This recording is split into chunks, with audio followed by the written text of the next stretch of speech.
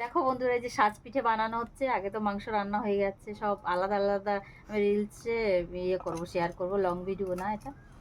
তো দেখো এখন পিঠে বানানো হচ্ছে। আর পিঠেগুলো দেখো কত সুন্দর ফুলছে। এই যে নতুন চালের পিঠে।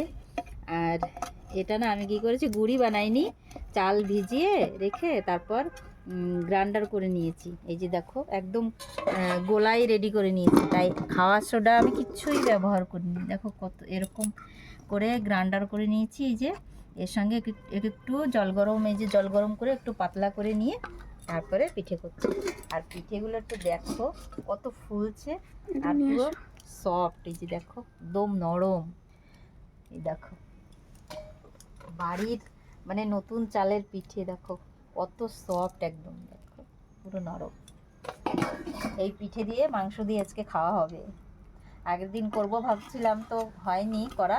এই যে আজকে করলাম। দেখো সংক্রান্তিতে চলে গেছে, সংক্রান্তিতে বাপের বাড়ি ছিলাম, তাই হয়নি। কালকে এসছি আর আজকে পিঠে করছি।